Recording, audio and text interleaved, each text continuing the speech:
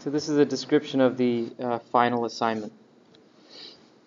You can see. So a large chunk of your grade is going to be writing this an NSF or NIH style research proposal, and that really is one of the main goals of this class, since this is a graduate course. So what I'm going to do today is maybe for half the class period, or maybe 3/4 of the class period, just go over the different parts of an NIH or NSF research proposal, and give you guys an overview of how to, how one is written, so that you can get started on your projects before spring break. Okay, this seems to have its own timing, so let me turn that off.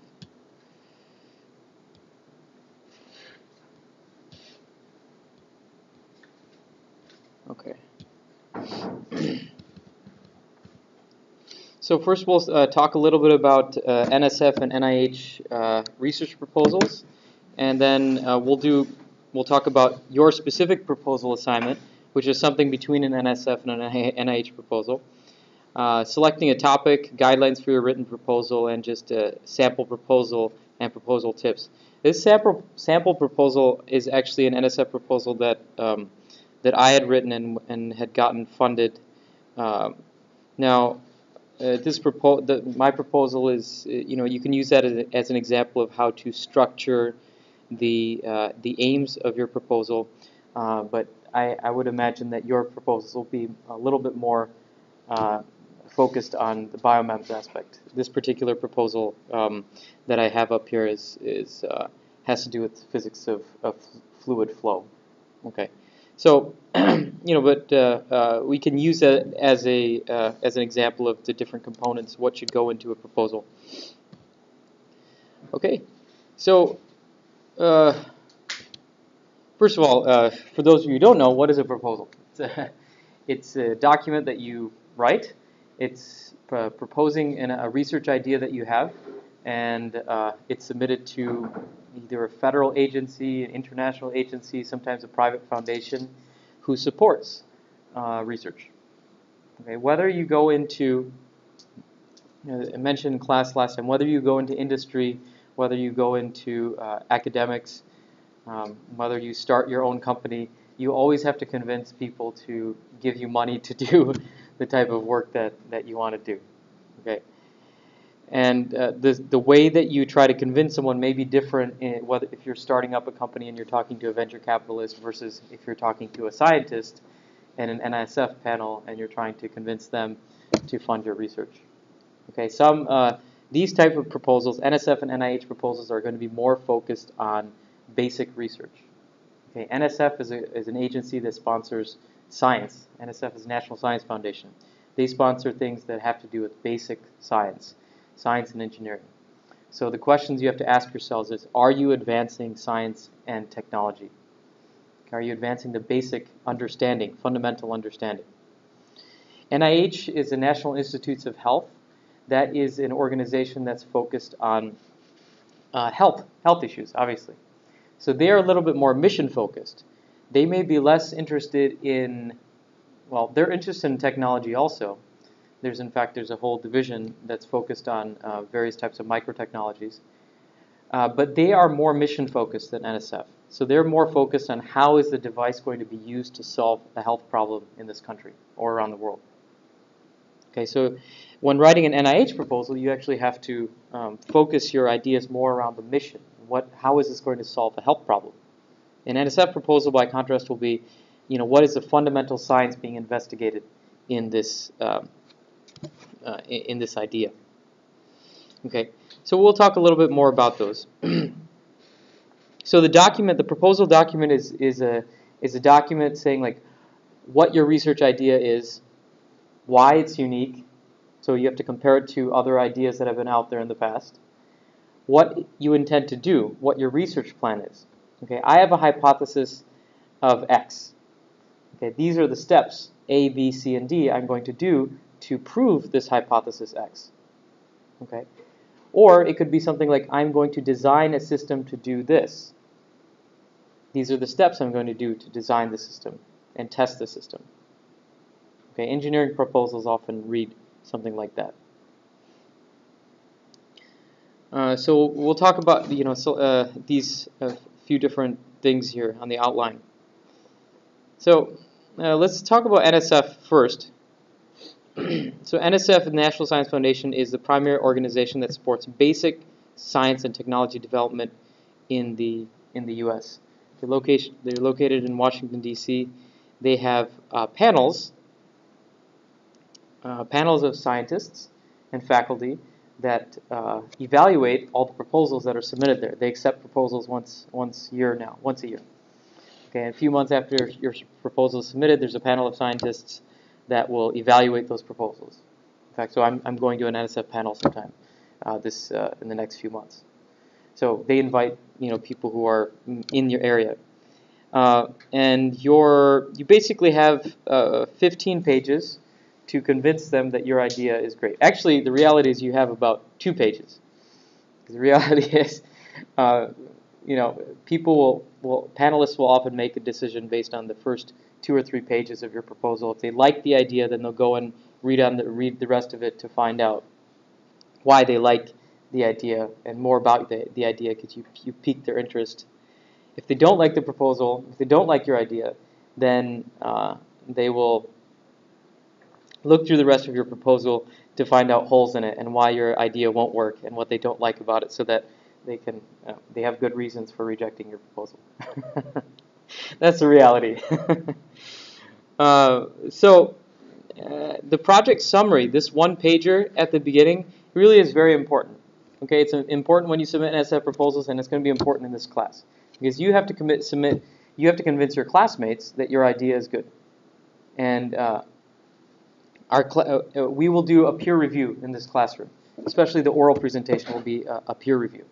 Okay, everybody in the class is going to rank your proposal or rate your proposal based on how well you present the idea. Okay, so it's not just about having a great idea; it's also about how you present it. You have to make certain things very clear. We'll get to that in a second. So what I was getting at here, the project summary, the introduction section, the executive summary. We'll get to the project description in a second, but the summary has to be very clearly articulated. What are you doing? Why is it new and interesting? And what is the impact of your idea? Okay. So the project summary will be on the first page. Self-contained description of the activity, including a statement of objectives and methods to be employed. It must address intellectual merit and broader impact and be informative and understandable to both specialists and a lay reader. This is a thing that comes up quite often. You're a specialist in your field. So you write the proposal in a way that someone in your field will appreciate. Okay, it gets sent into a panel, and the person who's reading it ends up not quite being the same level of specialist that you are in your field. Okay, this also happens if you're in industry, if you're trying to convince your boss to fund this project. Or if you're in a national lab, you're trying to convince your superiors to fund this project. No one is going to be quite the expert in your idea as you are.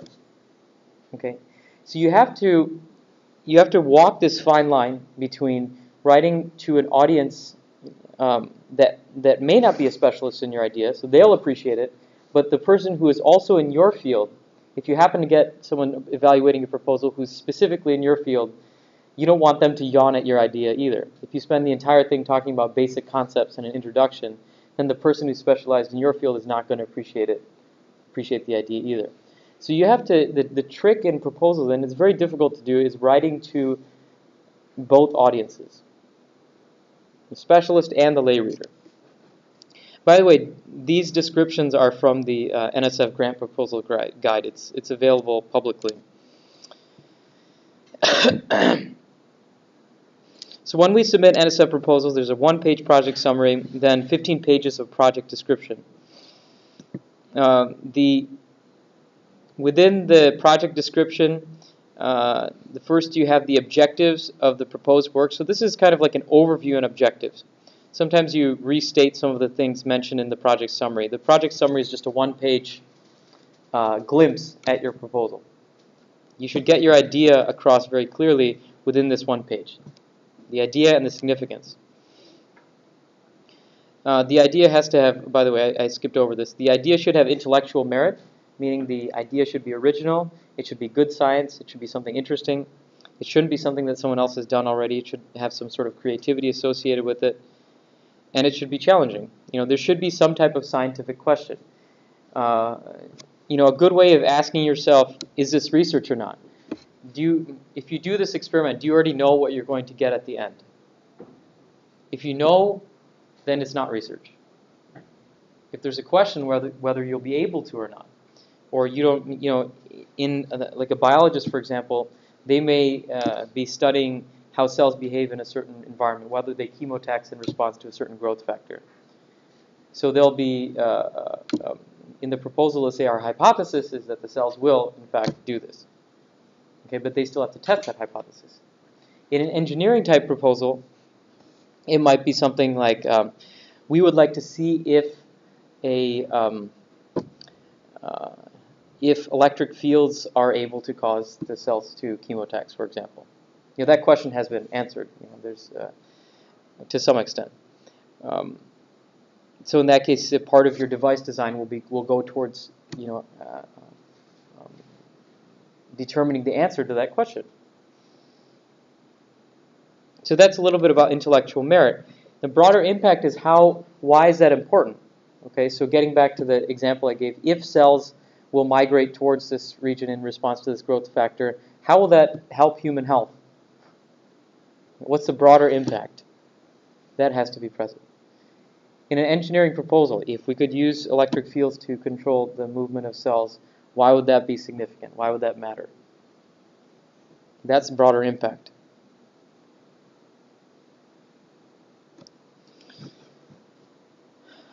So the first few pages of your project description is that part where, honestly, most people are going to make a decision based on that. The first part, the objectives, should clearly state what you want to do, and then the next part, the expected significance, should state why it's interesting. Without these two sections, you may as well skip over the rest of this. Okay. With NSF proposals, they also are interested in knowing how the project relates to the long-term goals of the PI. The PI is the principal investigator. Okay, so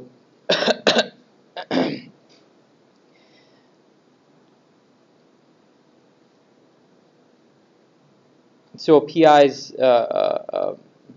PI's long-term goals. This project might be like one step as part of the PI's long-term goals.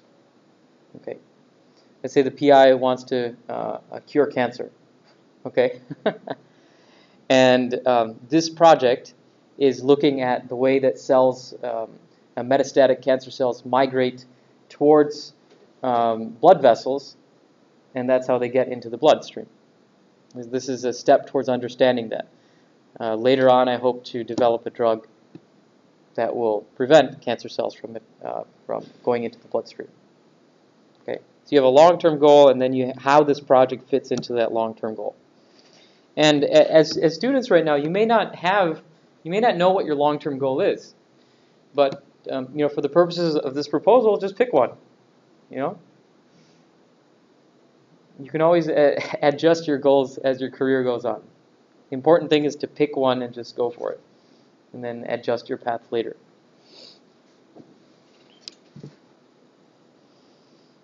Okay, so relation to the long-term goals of the PI's project, relation to the present state of knowledge in the field, and to works in progress by the PI and other support, and work in progress elsewhere. So this is the part that's talking about how your project is related to other work. Okay, it could be other work that you've done or other work that other people have done. Basically, this part of it is to show that your idea is unique. Okay, and it's not too similar to stuff that people have done before. Otherwise, what's the point? If it's already out there, then it's not research.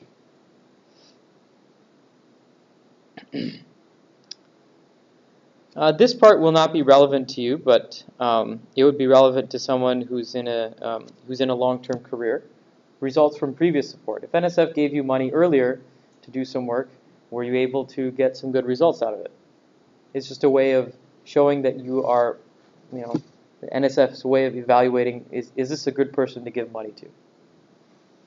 Will they do good work? So as a researcher, that's the reason why you want to make sure that you have a good number of publications, good quality publications, that you have good results from the research projects that have been funded in the past. The next part is what's called the general plan of work. I'll read this for you. The general plan of work, including the broad design of activities to be undertaken, and, where appropriate, provide a clear description of experimental methods and procedures and plans for documentation and sharing of data and other related research and education products. It must describe the broader impacts resulting from the proposed activities, addressing one or more of the following as appropriate for the project. How the project will integrate research and education by advancing discovery and understanding, while at the same time promoting teaching, training, and learning. So NSF has like these twin goals. Okay, they want to fund basic science research, but they also want the integration of research and education. So they want your project to also simultaneously solve the world's problems and simultaneously help educate students in your lab. And simultaneously broaden the participation of underrepresented groups. So there's a lot that your research has to do. Sometimes it's hard to design a research project that does all of those things. So it may be some things that NSF support are more focused on broadening participation, some things are more focused on teaching, and some things are more focused on pure basic science research. And some of the best projects are able to integrate all three. Now, your projects, you don't need to include the educational component. Okay? I just want to see good ideas and how you plan to test and study those good ideas. So continuing on here, how the project will enhance the infrastructure for research or education, facilities, and so on, how the results will be disseminated broadly to enhance scientific and technological understanding. How the results will be disseminated means like how are you going to share your information with the world? Could be through journal articles, conferences, websites, and so on, or other more creative methods. And the potential benefits of the proposed activity to society at large. This last one is probably the most important here. Okay, for the purposes of your proposal, you don't need to include this stuff. You don't need to include how it will integrate research and education. Now, all this stuff that you see here, just don't worry about that. What I'm interested in is this part here, the potential benefits of the proposed activity to society at large, and the things up here.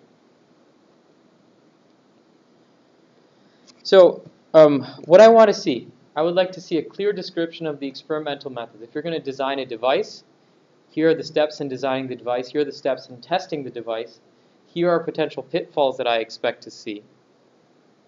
Okay, and here is what the device, how I will compare the device to the existing state of the art. I imagine that your proposals will be more device focused than pure biology focused. Okay, since this is more of a engineering oriented course. So I want to see like the experimental methods, procedures, and documentation.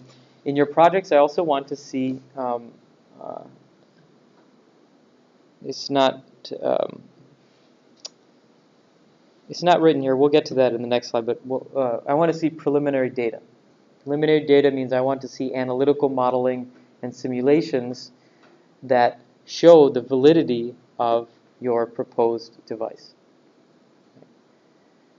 So one component of your proposal is that I want you all to learn analytical modeling and simulation. So, after break, I'll have that COMSOL simulation uploaded. Okay, so in your proposals, I'd like to see, we'll get to that in a second. I would like to see some analytical modeling which demonstrates the feasibility of your idea.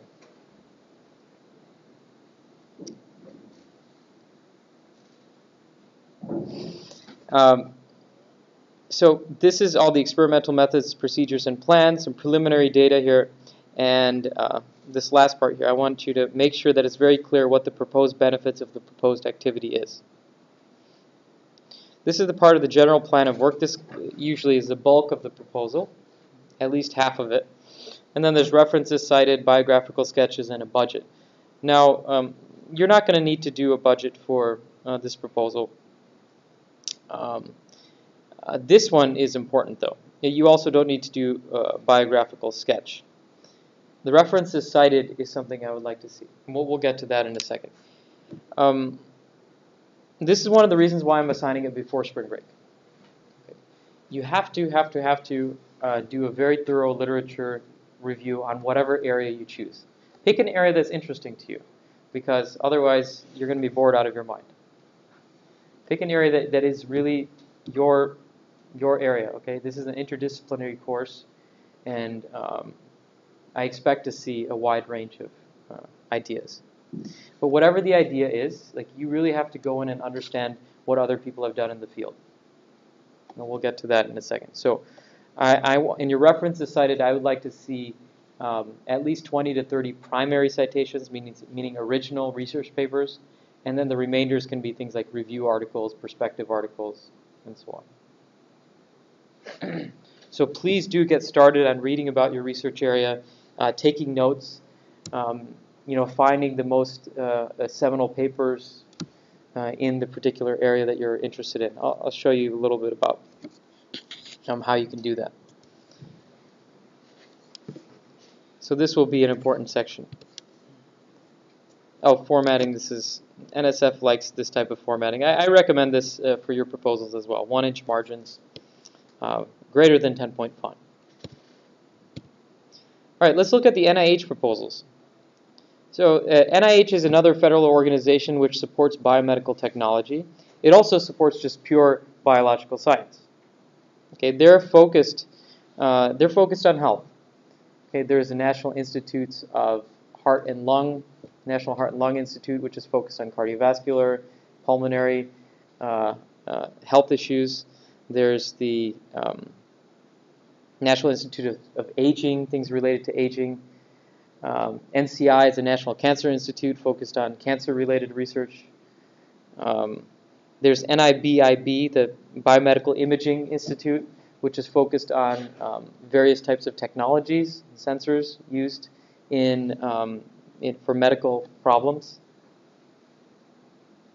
Okay, so you can look at the different, if you go to the NIH website, you can see what the different institutes are and what they support. The NIBIB is the one that supports the most of the microfluidics related research. So we can take a look at, I recommend that you take a look at that when you have a chance. So their mission is more health focused. They're more interested in how technology can be used to solve a health problem. So typical amounts for NIH, the money thing is, they typically support 2 years of research at about $200,000 to $250,000 a year. So that's quite a healthy amount of money. Actually, I think these are, I'm sorry, most of them are $250,000 to $300,000 for 2 years. But the amount varies depending on the type of research. Now, NIH is interesting. Their research description may not exceed 6 pages. Those proposals are much shorter. NSF, by comparison, is about more than twice as long. In the R21 proposal, no preliminary data are required but may be included if available. So R21 is sort of a shorter, more technology-focused proposal format that the NIH has. Then there's like the big one. The big one is what they call the R01 proposals. Those are 5-year grants that are typically over $1 million. So they give you like $200,000, $300,000 a year for 5 years. So those are for technologies that are less high risk, but have a clear health outcome. So the R21s are smaller grants for more exploratory research. So I think like novel devices fall more into that category. By comparison, NSF grants are, they're about $300,000 for 3 years. So it's about $100,000 a year. And so you actually get more money from NIH for health-focused research. The government, I think, had, I'm not sure what the statistics are right now, but I believe that in a few years back, it was about $1 billion was the budget for the National Science Foundation. And the budgets for National Institutes of Health was 6 to 10 billion. So it's 6 to 10 times larger than the National Science Foundation. So it gives you an idea that, that the government is, yes, they're interested in funding science and technology, but they're also they're even more interested in solving health problems. So that's the motivation actually for being in this field, right? If you're an engineer and you like building cool technology, there's more money out there to solve health problems, and solving health problems is also quite rewarding. So the scope of R21 proposals: exploratory novel studies that break new ground or extend previous discoveries towards new directions or applications. High-risk, high-reward studies that may lead to a breakthrough in a particular area, result in novel techniques, agents, methodologies, models, or applications that will impact biomedical, behavioral, or clinical research. So let's say you're proposing, a new device that will allow you to study the metastasis of cancer. Okay, and it will allow you to accurately determine whether cells in the certain type of cancer cells will metastasize. So you're building a device, a microfluidic device to do that. So let's say that this hadn't been done before. The technology I just mentioned actually has been demonstrated before. We're going to talk a little bit about that in the microfluidics module. So a new technology, there's this thought that science is often enabled by new technology, and then there's the opposite is also true. Technology often is enabled by new science.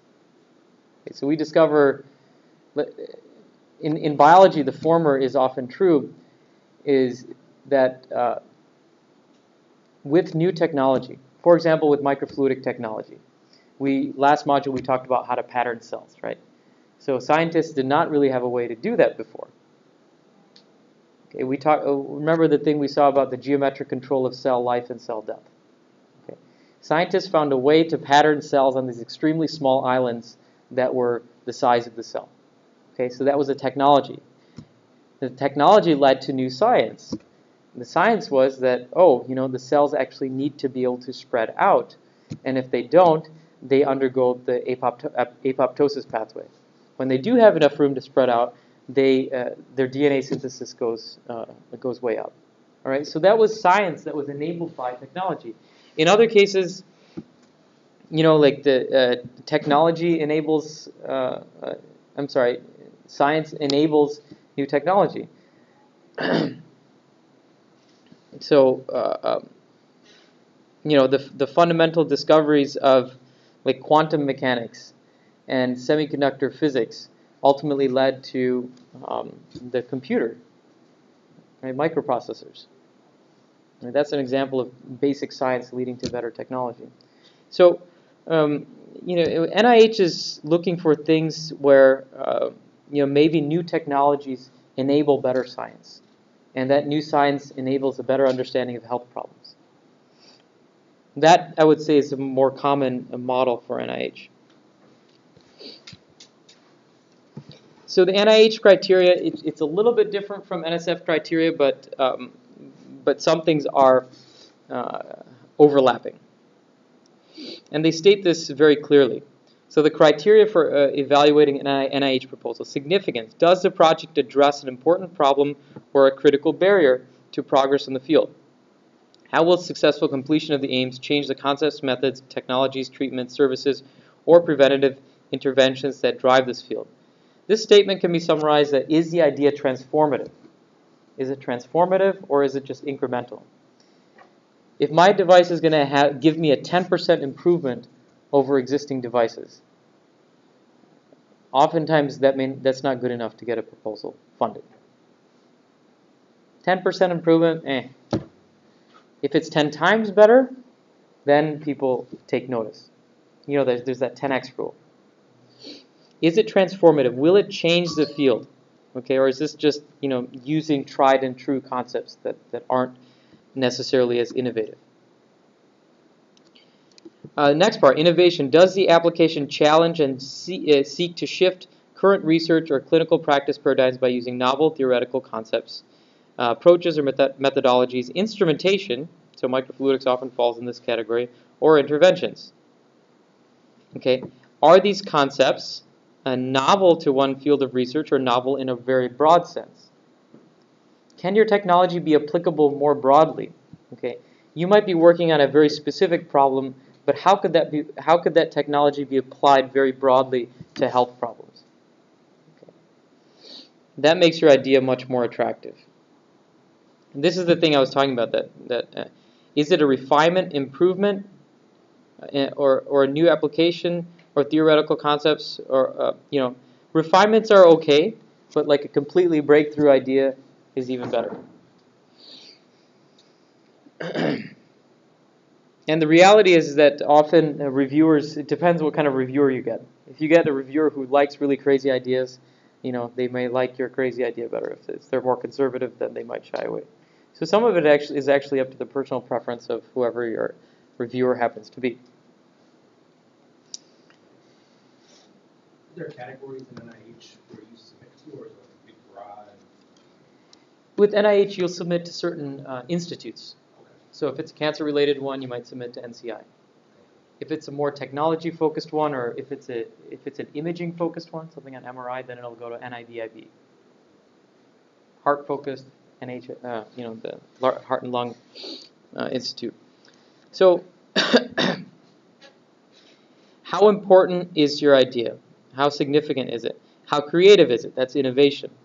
The third one is approach. Okay, you have the idea. Now, how logically are you going to move towards getting to your goal, getting to your idea? Okay. Sometimes it happens you have a great idea, but your plan on your plan on testing that hypothesis or the plan of building that device is just kind of like, you know, the details are left out. It's kind of a shoddy plan. Proposals do get shot down for that reason too. Okay. Usually the idea and the significance are the most important. But if you have a crappy plan on how to get there, then that's not good. That's not good either. Okay.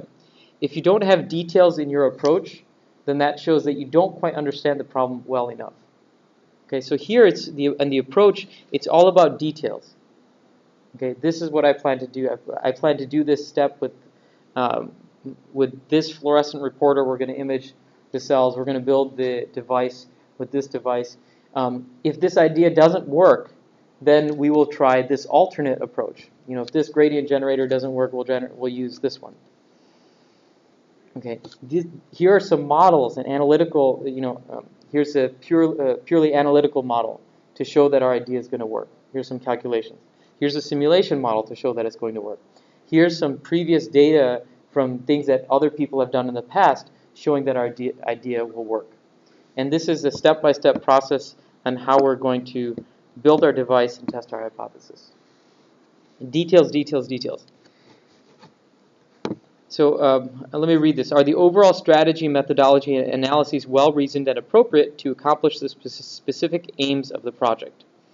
Are potential problems, alternative strategies, and benchmarks for success presented? You know, some places during your if you work on an idea for 3 years or 2 years, what are your milestones going to be? How are you going to evaluate the success of step A and step B?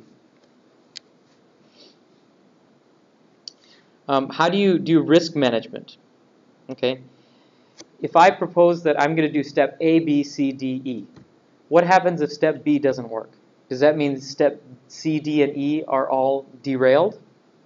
Or do I have an approach for also accomplishing C, D, and E by shifting gears and using an alternate approach? Do I have a backup plan? Okay, a very risky proposal would be one that's dependent on step A, and if step A doesn't work, then none of the other steps will work.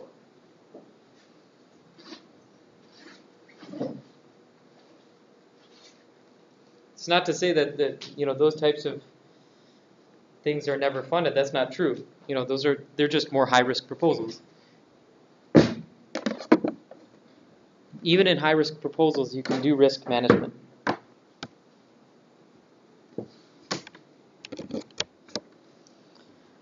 Okay. So the approach. Okay. Next thing is the investigators and environment.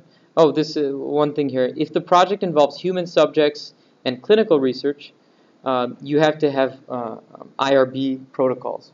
IRB protocols that whenever you're dealing with human subjects or animals, makes sure that that you're going through the procedure properly, that's fair to the humans, fair to the animals, and so on. It actually has to. Your proposals have to go through an institutional review board and get approved before you'll get the money to do the work. Investigators and environment. Okay, so I didn't include that in there, but the rest of this stuff is here at the NIH website. You can look over that here. NIH Exploratory Developmental Award. So you can go to this thing and read more about it. Okay, so you can go look at the participating institutes and centers. So for example, let's go to NIBIB.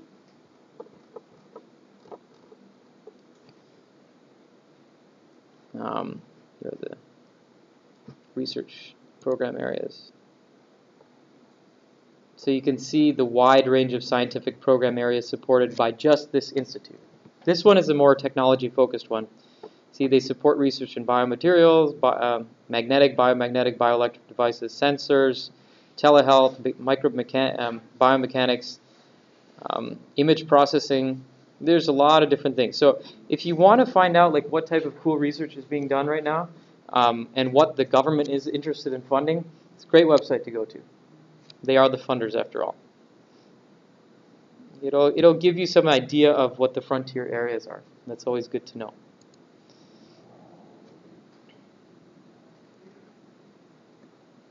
So, and the same goes for NSF. You can go, you can click on this link up here to the NSF website, and you can go to the different divisions. So we'll talk about that in a second.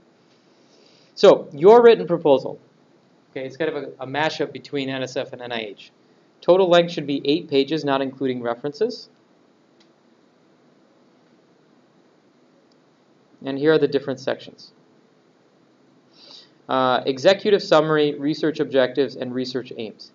This is that 1 to 2 pages where you're really putting your idea out there, describing it very succinctly, and basically convincing someone that your idea is worth funding. So this will be a summary of the rest of your proposal. Okay, so it should have what is your idea, how is it new and interesting, so the intellectual merit, what is the broader impact or the significance? NSF calls it broader impact, NIH calls it significance. Why is your idea, and what important problem is your idea going to solve? What are your specific objectives, and then the research aims. So 1 to 2 pages on that. Then a background or literature review is going to be 2 to 4 pages. Okay, I would expect it to be closer to, well, it depends on the problem you're doing. Okay, some things may have more literature than others. This one is where most of your citations are going to come from.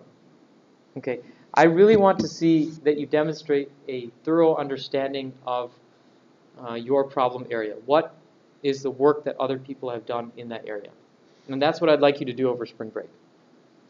Okay, get a command of the literature so that you understand what has been done, and then your idea should fit into that. Okay, so a lot of times what happens is that you come up with a cool idea, and then you start reading through the literature and you realize that it has been done already. And it's disappointing, but it means you're on the right track. Eventually, you're gonna think of more ideas, and eventually you'll find an idea that someone hasn't thought of yet. Okay, and by that time you'll also have a good understanding of what the literature is. Okay, so if this happens to you, Don't feel bad. It means just keep going on the path that you are. Within the background or literature review, okay, the way that you can structure it. This is something that, this is a problem area that needs to be solved. This is the existing state of knowledge in that area. I don't know if I have a slide on this, so let me just, I'll just write that down separately.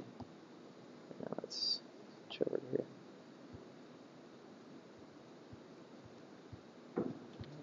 These are all our other notes. Okay, so in the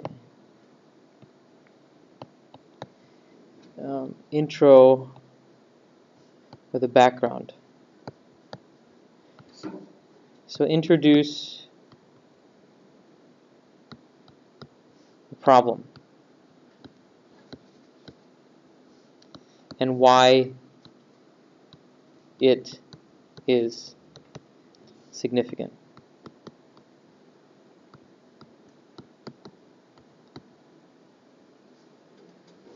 I don't know, I should just type this, it'll be easier.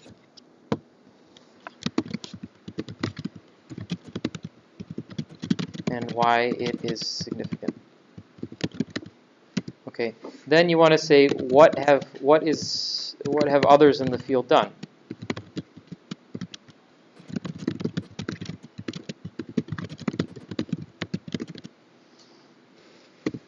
So here you want to have many citations. Okay. Then the next part is what we call introducing the gap. Okay. What is the gap in the knowledge? So gap, it could mean like there's, other people have, if you're looking at a pure biology thing, other people have understood the mechanism, other people have done work in understanding pathway A, but there's one part of this pathway that's not well understood. We want to understand that part of it. That's a fundamental, that's for a proposal that's focused more on fundamental science. For a device type proposal, so far devices for what's an example of a project that we talked about last time in class? Jeremy, we talked about your project. Well, yeah, go ahead. So with desalination of reverse osmosis membranes, there's a lot of advances that have been made, but there's still a lot of biofouling and fouling in the membranes, which causes the downtime for the systems and heating the chemicals. So perfect. So looking at the membrane surface and taking some of the stuff we learned in the class, like micromixers and patterning on the surface, and seeing if we can impact the Reynolds number and make it turbulent flow and decrease the fouling potential. Okay, yeah, very good. Very good. So there's introducing a problem. So in this case, the problem would be desalination. Okay, start big. Okay, desalination is significant because freshwater supplies are declining in many places, but countries still have a lot of access to salt water. Okay, so you're introducing the significance of it. You can even introduce some statistics indicating the significance of that, so people know that it's a significant problem. What have other people done in the field? So we have like reverse osmosis filters. You may want to review the different types of desalination technologies. Not just the one that you're doing, but maybe even a little more broadly. Besides reverse osmosis, what are the other desalination technologies out there? Okay, give it a fair shot. Then narrow down to reverse osmosis. Okay, within the field of why is reverse osmosis a good solution? Why is that one the most common one that's used? Okay, so then you narrow down and you say, what is the gap in the knowledge? The gap in the knowledge is this problem of biofouling. There's been a lot of studies on reverse osmosis, and there's been a lot of high-performance devices, but biofouling is a problem. So you get into the specifics of that. Okay, and Jeremy, you mentioned why biofouling is an issue. Maybe you'll talk about the mechanisms of biofouling.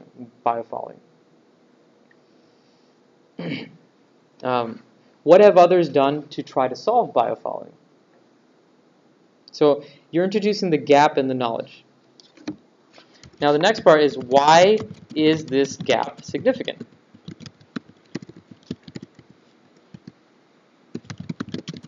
So why is biofouling such a bad problem? Okay, it limits the lifetime of reverse osmosis filters, right? And you could even go further than that by saying, like, it increases the cost of reverse osmosis filters by from XX to XX. And this is one of the reasons why it's not adopted by a lot of, in large-scale desalination plants.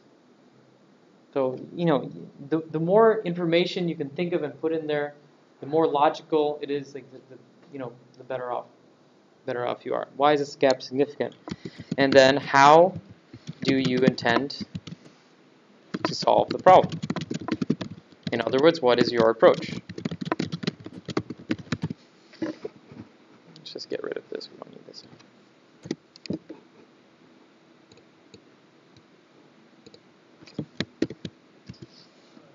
Why is your approach unique?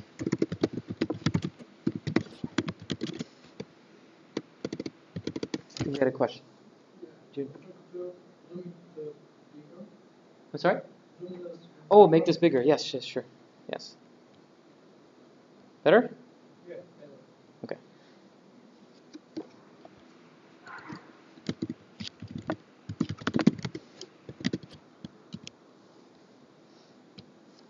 Okay, so after you talk about why the gap is significant, then you say, like, this is our solution to the problem.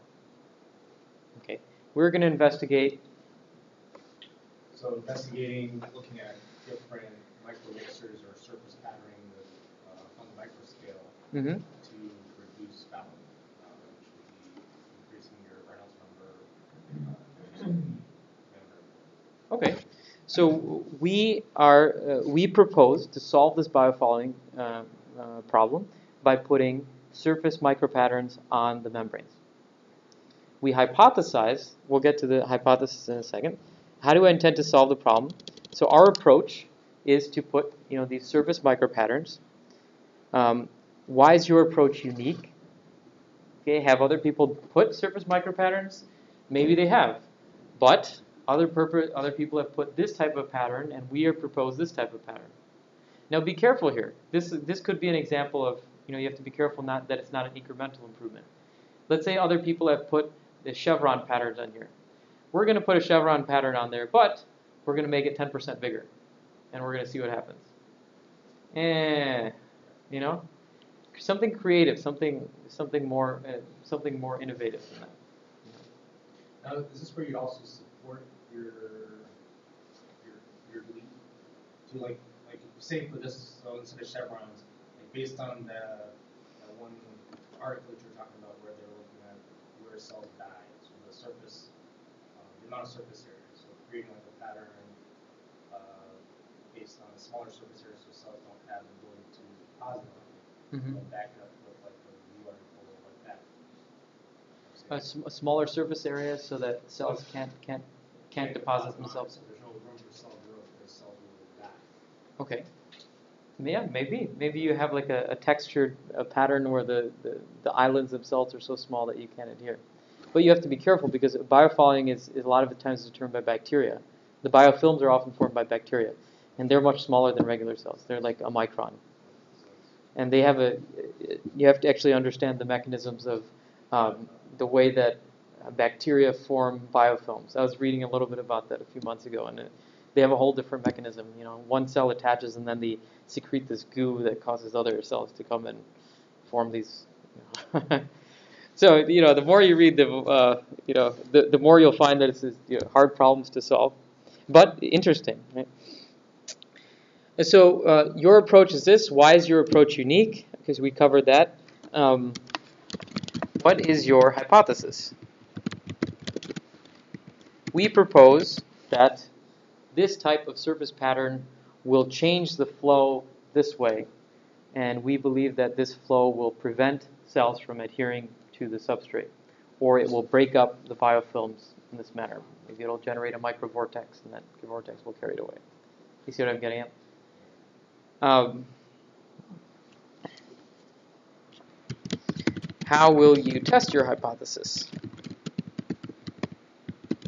So this is now getting into into the specific aims. So this is the objective part here. How you intend to solve the problem. So this part is your hypothesis. That's self-explanatory. How will you test your hypothesis? This is the specific aims.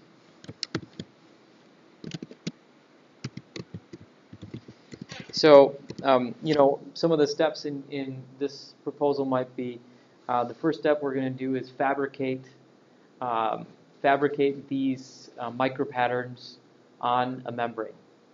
And, you know, we'll investigate the differences in size. So we'll try a variety of the same pattern at different sizes. Part of our hypothesis is that the size will affect the flow patterns. It will affect the Reynolds number, for example. Maybe you'll have something where you investigate geometry. You know, an X versus a Y pattern. Maybe you'll have something that investigates different membrane materials. We would like we hypothesize that this this method of surface patterning will be applicable to many different types of desalination filters or reverse osmosis filters. So your specific aims will really depend on the type of project that you're doing. Okay, it has to, and your aims will all have to go towards supporting your main objective. If your objective is to use microstructures to reduce biofouling on reverse osmosis membranes, you may have some aims that are oriented towards proving that concept or investigating the effect of different parameters. Every experiment is going to have different parameters, right? The size of the things, the materials you use, the flow rates. You know, as scientists, you want to investigate those different parameters. Some of the aims may go towards understanding the significance. You know, will this apply to? Can this technique be applied to a variety of reverse osmosis membranes? And that's also a parameter, but you get the idea. Okay, so the specific aim should be logical. A step-by-step approach to obtaining the objective and test the hypothesis.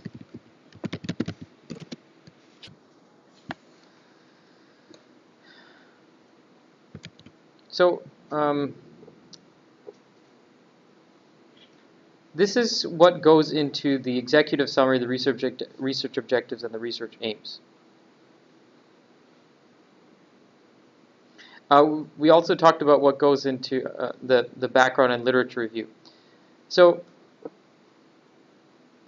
let me back up here because we're overlapping a little bit here.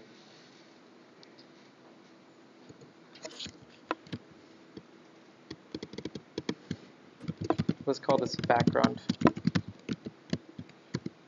or introduction. Okay, this is actually the second section. Okay, the first section is just a concise summary of all the rest of the sections. Okay, the first section is a background and introduction.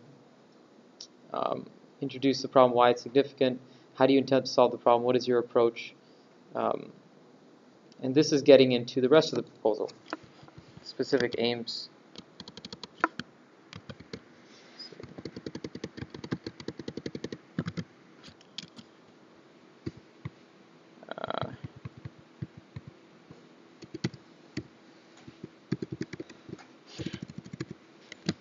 Okay, this part here, significance of the impact. If your idea is successful, if your research is successful, say if you're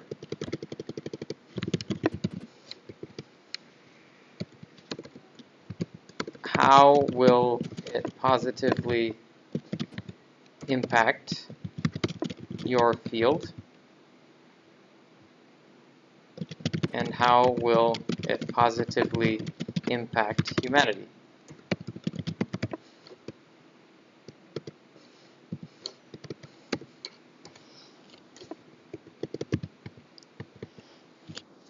So in your field, like it could, this, we have an innovative way of preventing biofouling on membranes. This is a different approach which will enhance the understanding in the field, right? A new way of doing things. So it challenges the existing approaches. Maybe, I'm not that familiar with the reverse osmosis field, but maybe in the past, like people have looked at just different membrane filter types, or the different, the different mesh sizes in the filters, or the different flow rates. Maybe people haven't investigated surface patterns. Okay. So that's the focus on the field. And how will it positively impact humanity? Well, that's obviously if we can desalinate water, we'll be able to have fresh water for people in underserved populations and things like that. Does that make sense? You sounded like you had a question. No. Okay, that's pretty much what we're getting at here. Okay, so from the background and introduction, then you get into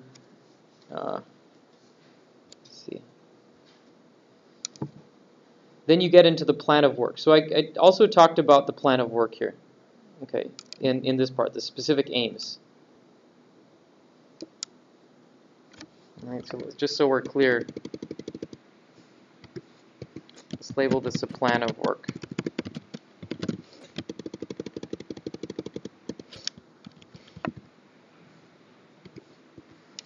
And this is the broader impact section.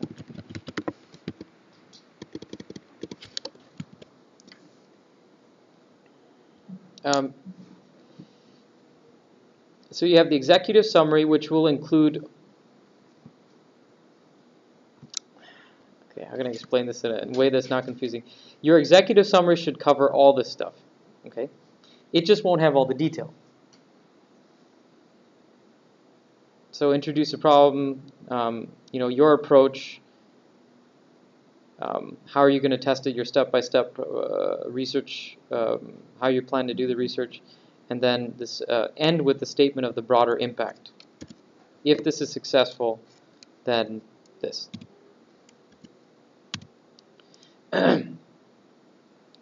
Now, if you can answer this question, so if you could do this, for example, if you could do this over, after spring break, after you've read through the literature and come up with your idea, you should be able to go through and answer some of these questions. Maybe you won't have all the details yet, but you should definitely be able to answer your problem, what the gap of the knowledge is, what is unique about your approach, and so on. You may not have all the plan of work done yet, but you should definitely have this and the broader impact. You should understand that very crystal clear, and to be able to express it in a crystal clear manner. So that's what would go into your executive summary. Now in the background and literature review, the one that's 2 to 4 pages, you talk about this, and you just talk about it in more detail. Okay, so you focus on that part of it. Then in your plan of work, you focus more on this part of it. Okay, the broader impact. This is something that goes into your summary, but there's not necessarily a specific section in your proposal. At least in the ones that we're doing for this class, there's no specific section. I would like to just have all that information up front at the top. Okay. NIH and NSF will actually have you do a separate section in your proposal on broader impact or significance. Okay. So, if putting the significance here extends this to maybe like a little bit more than 2 pages, that's fine. You could have it up to 3 pages. It's best to put the significance up front, because to be honest with you, like when a reviewer is reading through a proposal, they're pretty tired by the end of it. It's better you put your best stuff up front. This is similar in some sense for those of you who've done anything with like entrepreneurship, like they say the elevator pitch, the 1-minute pitch. You meet a venture capitalist in an elevator and you have 1 minute as the elevator goes up to convince them of your idea. That's not completely true in science, but it might be true to some extent. Put all your good, best information up front and convince them at the beginning. Okay, references cited. I want to see at least 20, maybe even more than that, 20 to 30 primary citations. Primary citations means the original research paper. If you want to learn about a field, a lot of times the first thing you can do is go to Google Scholar and find a review paper on the topic. For example, we're going to be talking about microfluidic gradients, how you can generate a gradient of chemicals, and what their applications are in biology. There are review articles out there for methods of generating chemical gradients. What are the applications of chemical gradients in biology? Okay, but those review papers cite the primary research papers. The primary research papers are the actual research reports when it was first published and that came out. Okay. Reading primary papers is important because you understand from the first principles. You should read both, review papers and the primary papers. The review papers give you a nice overview. The primary papers go more into detail. So in the references cited, I would like to see at least 20 to 30 primary references and probably 30 to 40 total references.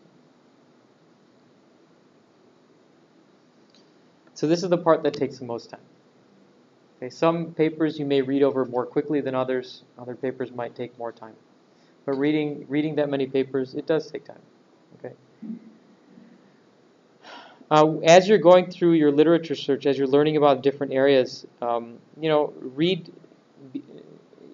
be careful not to get too bogged down in the details right away. For example, you might go to the papers and just read the abstracts and maybe the conclusion section to give you a general idea. If there's something that you want to learn more about, then the introduction sections of papers usually cover a lot of detail on like what's been done in the field and what's new about this technique. So you can get an idea of what other people have done by reading introduction sections of the papers. If you read all 40 papers like line by line, with a fine-tooth comb, you just won't have enough time. So becoming skillful at how to read papers, finding the information that you're looking for, that's very important. Okay. So you'll be graded on the following criteria. How interesting, novel, or creative is your idea? This is very important. A lot of the grade is going to be based on this. Because how creative or cool is your idea is going to impact how people rate you on all these other things. Like I said, if the reviewer doesn't like your idea, then it's going to cast a shadow on all these other things. Okay. Come up with an interesting and creative idea. Next thing is, did you do your due diligence? How thorough is your literature review? Did you cover similar work? Sometimes it happens that a proposer will say, I'm going to do this, and this is a great idea, this is very novel and interesting, and a reviewer says, oh, no, that's been done before. Axe. Oh, that's the worst type of axe. Oh, the researcher, they neglected to cite this important paper where they're doing exactly or something very similar to what they're proposing. Bam, no chance. Okay, so when you do your literature review, make sure it's quite thorough. How well did you compare your idea to the existing state of the art? As part of your literature review, you kind of want to write it in a manner that makes your idea seem very interesting, or that supports why your idea should be supported. Okay, all the existing reverse osmosis filters have a lifetime of 40 days. I don't know. I'm just making up a number. 2 to 3 years. 2 to 3 years, and they cost XXX to replace them, and this many man-hours of labor. Our proposed thing, we hypothesize, we think, based on our analytical modeling, blah, blah, blah, that we will be able to get 6 to 10 years of lifetime. Or maybe you won't be able to have to replace them at all. So what you're doing at this point is that you're comparing your idea to the existing state of the art. Benchmarking. My advisor at Michigan, he really emphasized benchmarking. Put a table in there. Okay, wow, we really have to move quicker. Okay, more quickly through this. Is the research plan well thought out, logical, and feasible? Okay, did you cover all your bases? Did you do the risk management? Do you have a well thought out and logical plan? Step A, step B, step C. And is there enough detail in each parts of the plan? Or did you leave some important details out? You know, sometimes you know, a reviewer might say, "Oh, yeah, they're planning on doing this. There's no way that they're going to be able to do this in this amount of time." Or I think that this methodology that they plan on doing, it won't work. They're going to get too much noise in their measurements. Right? You know, the way that you're planning on proving your reverse osmosis filter that it works, there's a flaw in your experimental plan. Okay?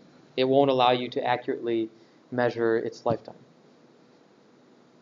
You know, if we're more specific, let's say, you know, you have 2 years to determine whether a product will last 10 years. So you're going to propose doing accelerated testing. Someone may say, like, well, the way that Jeremy's proposing to do is accelerated testing. It's not. It doesn't model accurate conditions. So you have to convince them. Things like that. For the purposes of this class, is there adequate simulation or analytical modeling to support your idea? I would like you to do some sort of simulation in COMSOL. You can run your ideas by me, how you intend to do that, and analytical modeling as well, some hand calculations supporting why you think your idea will work. Then the rest of the stuff, you know, is the writing clear and easy to read? Are the figures readable, and do they explain concepts well? Plan on having 1 figure per page. That's a good rule of thumb that I was told before. I try to stick to that in my proposals as well. 1 figure per page. Otherwise, it's too much text, and then if you have more than 1 figure per page, it's just too much figures and not enough text. So just plan on about 1 figure.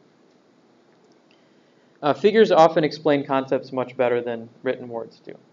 Okay. You can make figures in whatever software you're comfortable doing. If you want to make up some schematics in PowerPoint, you can do that. I use this open source software called Inkscape. If you want to include some, you know, some pictures from existing literature to get your concepts across, that's okay, as long as you make sure that it's properly cited. Make sure that you have a nice concept figure at the beginning that clearly describes your idea. The idea behind that is someone should be able to just look through your figure in your proposal and kind of get a good understanding. If they just read through your proposal real quick, just browsing through the pictures, they should have an understanding of at least 50% of your proposal just by scanning through some of the pictures and reading captions. And the writing, I guess it goes without saying, you know, make sure that the writing is organized into different sections so that it's clear. The information that someone's looking for is easy to get to, easy to understand. Okay, moving on, oral proposal presentation. So in addition to the written proposal, you're also going to do a 15-minute oral presentation on your idea. So keep the presentation to 15 minutes. So we're going to be doing this as a class in the last 2 or 3 days of the class sessions. So in order to make sure that we all have time to do our presentations, we're going to limit it to 20 minutes per person. 15 minutes of your slides, and you make sure that you keep the presentation to the allotted time. We'll actually have a timer.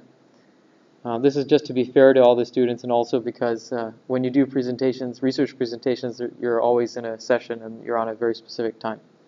Okay, so I will keep time. And afterwards, we'll have 5 minutes of question and answer. So the different sections that you can think about organizing your presentation: introduction and the statement of the problem. This is very similar to what we talked about earlier. The background is describing the current state of the art. What are the limitations? What is your proposed solution? So that's going into the concept.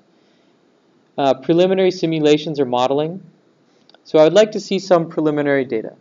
Okay, and when we're submitting an actual research proposal to NSF, their preliminary data may mean analytical modeling and some experimental results. Okay, since you don't have any experimental results to show for your proposals, obviously, unless you happen to have some from what you're doing in the lab. That's fine too, I suppose. I think most of the preliminary data for the purposes of this proposal is going to be on modeling and analytical analytical and simulation modeling. And then the next section is going to be the proposed work. This is how I intend to build my device, prove my hypothesis, so on. So this presentation is going to be peer-reviewed. Okay, your fellow students will be grading you. And again, the most important rubric will probably be how interesting or novel is the idea. How well did you compare your idea to the existing state of the art? Does your research plan, is it explained well? Does it seem logical and interesting? Then how clear were your presentation slides? And the last thing is how well were you able to address questions? Okay, that last 5 minutes question and answer session, you should be able to answer whatever questions folks have.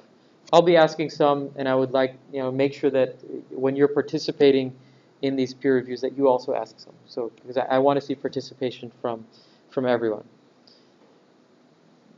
And so if it's a reasonable question, that's something that you should be able to explain, then I would expect that whether your classmates ask it or whether I do, then you'll be able to address those questions. Obviously, if someone asks, "What's the meaning of life?"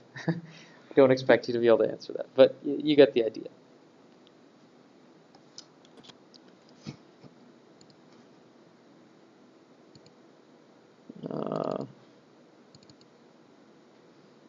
Oops. Let's see. How do you have this?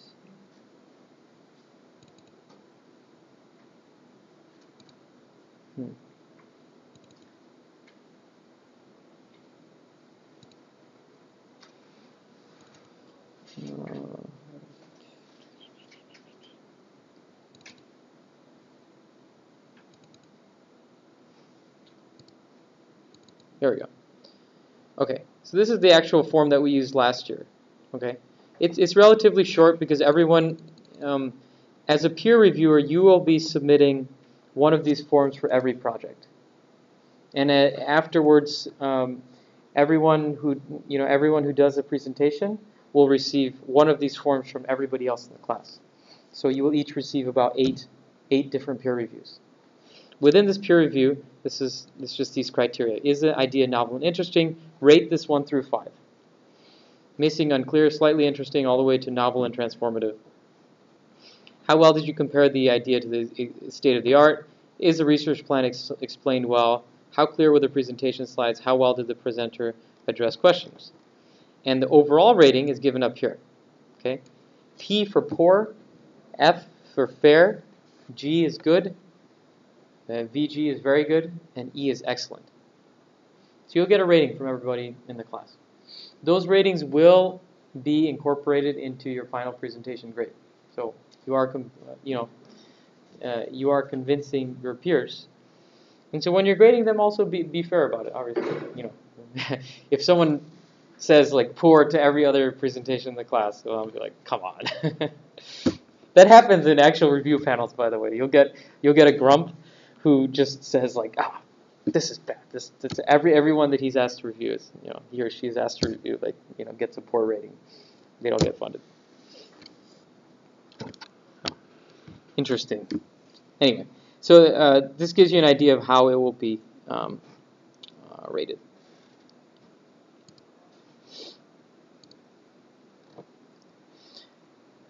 Okay, so we have about half an hour, so I want to make sure that we get through the rest of this. The key to a good proposal is selecting an idea. So without it, your proposal won't be successful. So read some review articles in your area of interest over spring break. The idea should be transformative, not incremental. Transformative means innovative. It should change the way that things are done in the field. It should offer a new way of treatment or a new way of doing things that doesn't exist. Incremental means like, it's a 10% improvement over the existing things. If you want to improve an existing method or technique, think about ways that you can improve it by a factor of 10, or more than 10%. Like improve it significantly.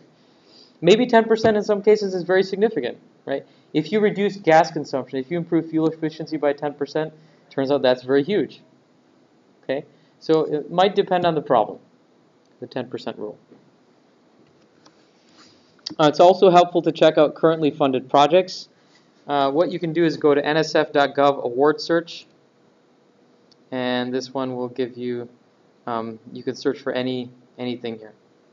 Active awards, expired awards, and it'll give you, the titles of the proposals. You can even read a little summary of it. It'll give you an idea of what people have done recently. NSF funding divisions are organized around research areas. One is in biomedical engineering. This is probably very relevant. Biophotonics, biosensing, chemical and biological separations, fluid dynamics, particulate multiphase processes, environmental engineering, and sustainability. Sometimes a proposal may be more appropriate to more than one division. That's okay. You can even say, like, I would like it evaluated by both panels. But for the purposes of this class, you're not going to be saying, I'm going to be submitting to this particular panel. You're just going to write your proposal out. We're going to evaluate it as a class. But, you can read through these if you're short on ideas and you want to kind of get an idea of what other people are doing. Click around to some of these links in the PDF document that I uploaded. Okay, summary and research objectives. This section is basically summarizing the remainder of your proposal. It has a logical flow which tells a story of why your proposal is interesting. Most important part of the proposal is that first part. Your story must be logical and interesting. To craft a good story, a good logical flow is to answer the following questions in the order below. This is actually what we just went over in here. Okay. What is the problem you're trying to solve and why is it important? What is the current state of the art and its limitations? What is your idea, the objective of your research? How is your approach unique or better than previous work? What are the steps you will take in your research plan? How will the individual aims achieve your overall objective? Okay, so we've covered most of this already, so I'm not going to be redundant on that. Just one point I want to make with this last thing. You have this overall objective. Okay, and then your aims, step A, B, C, and D, are going to have to achieve the overall objective. Okay, so make sure that you relate each of the individual aims to how it's going to relate to obtaining your overall objective. Background and literature review section. Begin this section with an overview of your problem area. Why is your area interesting? Describe the current state of the art. If you propose a new micropump technology, you should discuss existing micropumps related to your work. Describe the various technologies and their strengths, and also emphasize open problems and open challenges with existing approaches which have not yet been solved. So we went through this with the reverse osmosis filters. This is just another example.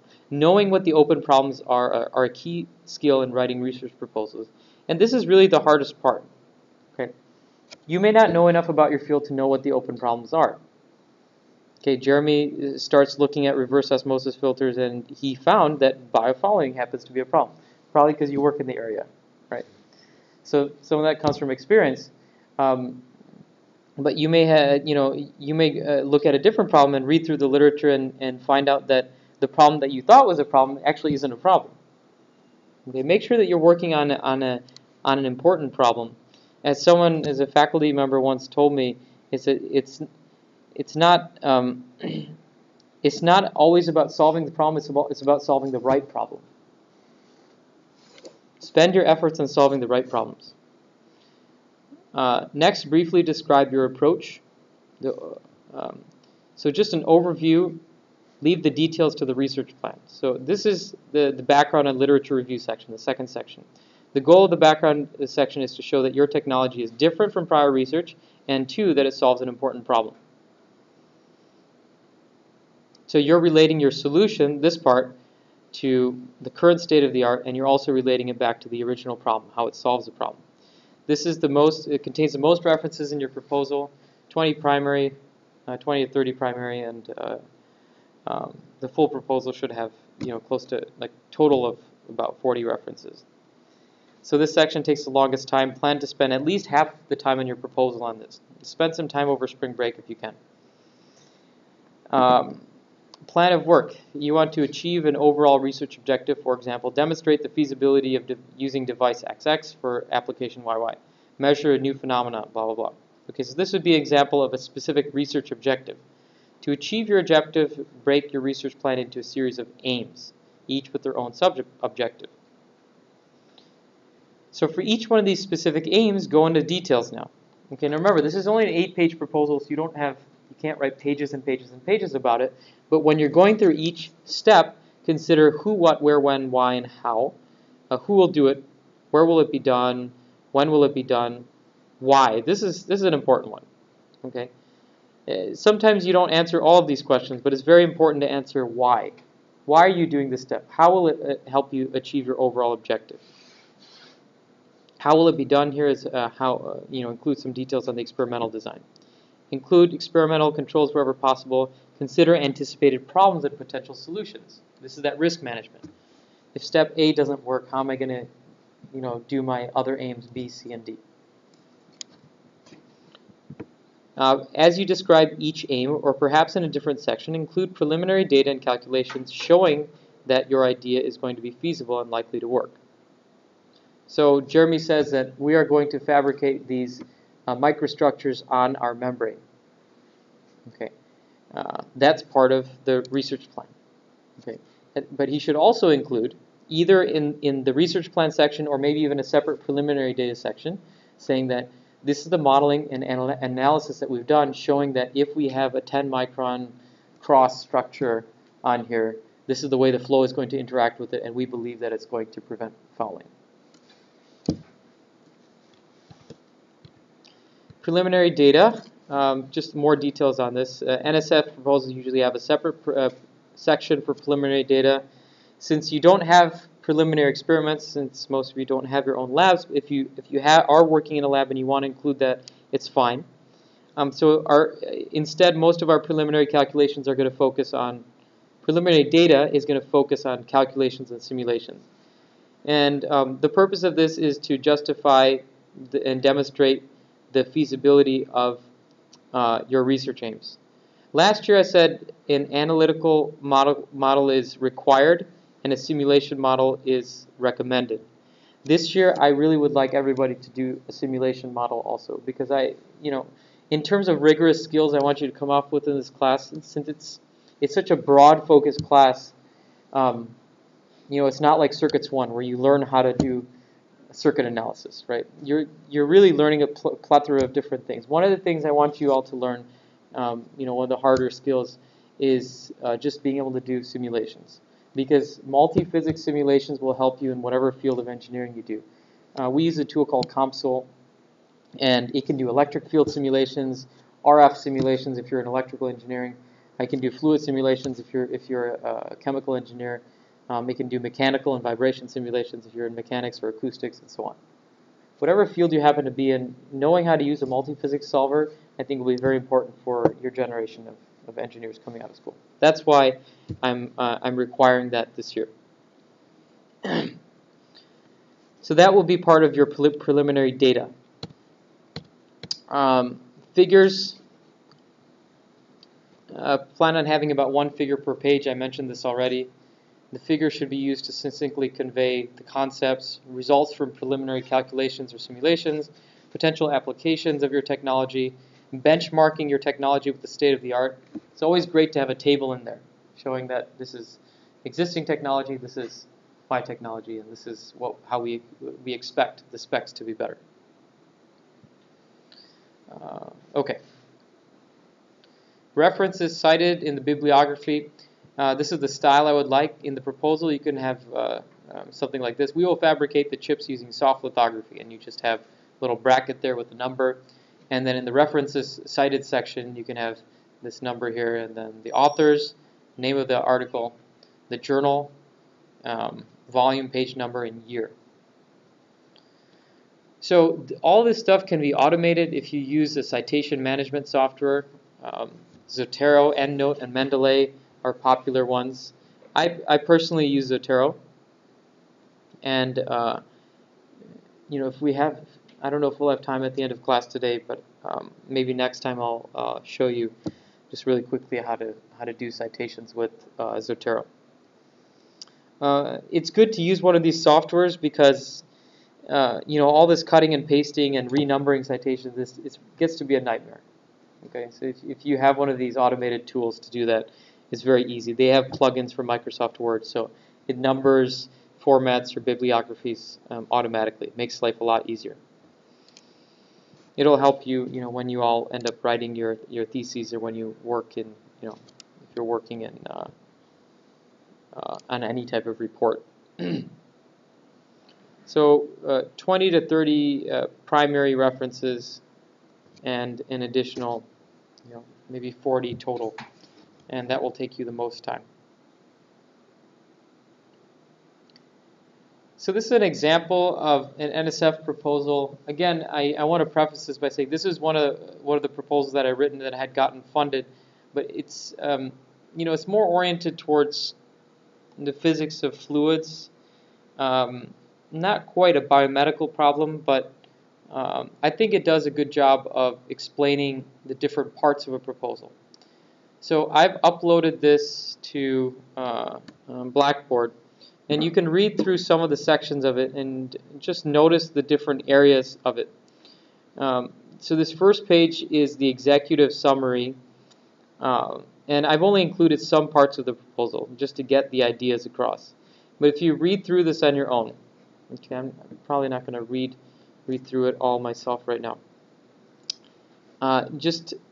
It'll give you an idea of what that logical flow is. Okay, this thing is very important.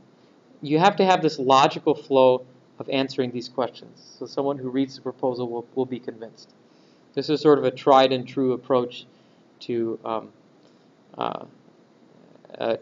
doing this. Answering the questions in this order. I recommend it. If you have a slightly different order, that's okay. But this way seems to work pretty well.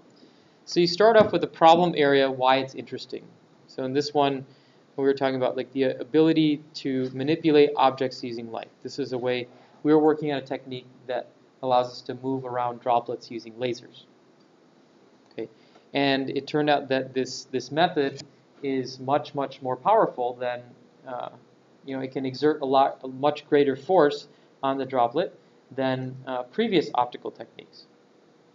All right, so what I go through and say, first, the problem area and state why it's interesting. So scientists are very always interested in the ability to manipulate objects using light, including liquid droplets. It has diverse applications in biotechnology, advanced manufacturing, and physics. Now notice I don't go into all the details of what those applications are here, because this is that executive summary overview section. I have to compress everything down. I have to compress all those concepts down into just a page or two. So I'm not going to go into all the details here. Leave the details for later. The logical flow is what needs to be there. So start with the problem area and why it's interesting.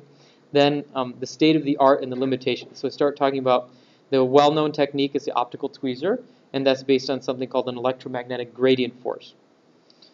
Now one drawback is that the forces are in the piconewton range, relatively low forces. And that limits you to working with small particles.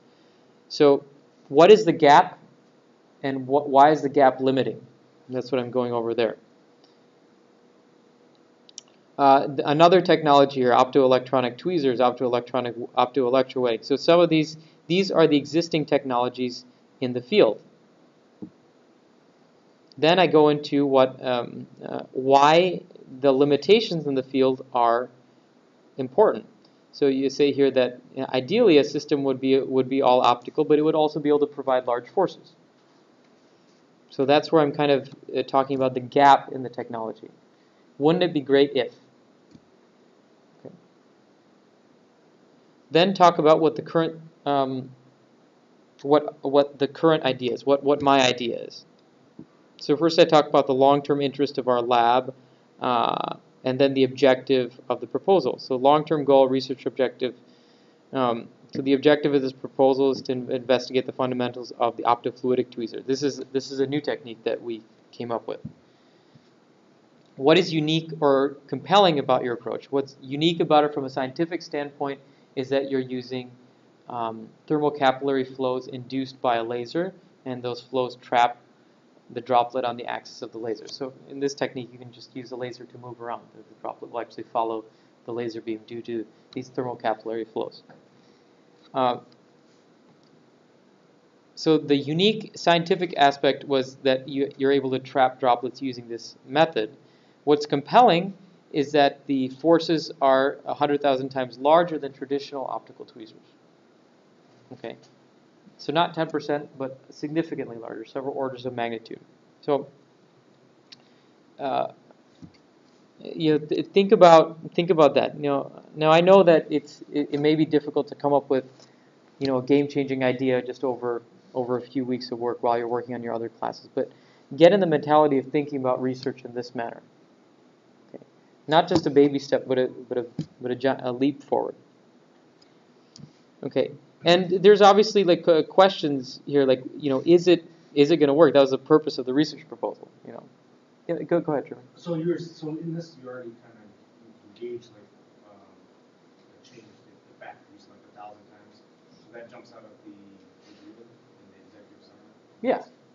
So you want to state, you want to state upfront why your approach is better, and it may not be a specific specification. It may be like this device will allow us to do this type of study that has not been done before. So in that case, you don't really have a basis of comparison. So every proposal is a little bit different, but I'm giving you some idea. The point is you want to state the significance of your idea, why it's unique and why it's compelling. So after this, you go into the preliminary data, a little bit about why we have some preliminary data, some simulations, some experimental data which shows that this is in fact possible. This data suggests that we can get these very large forces, but we haven't specifically proven it yet. That's part of the actual research that we want to do. So sometimes you'll have some preliminary data to work with. In the case of this class, you're going to say, we have an analytical model which supports this device. We have a preliminary design of the device. And we believe, based on our models, that this this design will work. The strengths of the team you can kind of skip over because that's just more about your previous work. This part here, okay, specific aims. List each one with a brief description. So to accomplish our overall objectives, the specific aims will systematically investigate the OFT to build a fundamental understanding of how it works and its constraints. So this was an NSF proposal, so it was more fundamentals focused. The applications are, as I said, be explored in future proposals. So this is 5 steps to investigate the optofluidic tweezers. One is building a laser scanning setup. The other one is to measure these flow fields. Third is to measure temperature profiles, measure holding forces, and 5, investigate fluid properties. So this was an NSF-style proposal. That's the caveat of saying that this is very fundamentals focused. I would expect that your research proposal will be some application focused, a little bit more application focused. So some of your aims may be about building something, testing something, measuring something, confirming that it operates as you plan. But maybe one of the later aims, aims 3 or 4, one of the later aims is applying your technology to a biomedical problem. Okay, I would like to see that for the purpose of this class, since it is a biomems course. I would like to see it more application focused. So do read through the NIH website and see some of the problems that are health problems that are trying to be addressed. Okay, so each one of these aims, it's a systematic way of accomplishing the overall objective, which was a fundamental investigation of this new technology. The next part here is talking about how innovative it is and the significance of it. So this is describing the significance of and the novelty of the idea. So why it's potentially transformative, if it's successful, what you expect, what will, how is the new knowledge going to help your field of science, and then how will it help more humanity as a whole. And this particular proposal was a little bit light on that part of it, but it was more heavy on how it's going to help advance knowledge in the field. Okay, this is a novel phenomena which can provide forces 10 to the 5 orders of magnitude larger than optical tweezers. Figures. So this figure shows, it shows a concept. It shows some simulations. It shows some preliminary experiments. Of course, I don't expect you to have some experiments, but like pictures say 1,000 words. And if you can have a nice picture demonstrating your concept, it really will make your proposal much stronger. So parts of the background of the proposal, I'm going to go through this quick since class is going to end soon, but you can read through this a little bit on your own. There's an expected significance statement, going more into the details of why it's important, how it advances the field, comparing with the existing state of the art, and specifically this benchmarking table, right? Always good to have a table which specifically shows the benefits of your technology, if it's appropriate, Again, if it's something that's way out there that people even haven't considered yet, it's hard for you to compare it to other things, then so be it. Come up with a different way of showing how your approach is unique or how it's significant. Research plan, if you can put in some sort of timeline for your research plan, that's always good. It shows that you've thought things through. You have your different aims here and what's the timeline for doing each one of those aims. Build a small table like this. Seems to be what many folks do. Consider how each one of these aims accomplishes the overall research objective. Then in the actual research plan, describe, have different sections. Each section describes a different aim. Aim 1, aim 2. In each one of the aims include some preliminary data, simulations if appropriate, a description of the planned tasks, a description of, if this doesn't work, what's our alternative approaches, some details on how you intend to build the device. We're going to fabricate the devices this way. We're going to test them this way. The more detail, the better. Again, you only have 8 pages, so you're not going to be able to write a Bible on each one. But just enough detail as you can put in there. Tips on writing NSF proposals. These are all things that I've found online. There's a lot of advice on writing NSF proposals in addition to what I've talked about today. So look at some of these ones. I liked all of these references here. You can read them on your own. Okay, good. That's the end of it.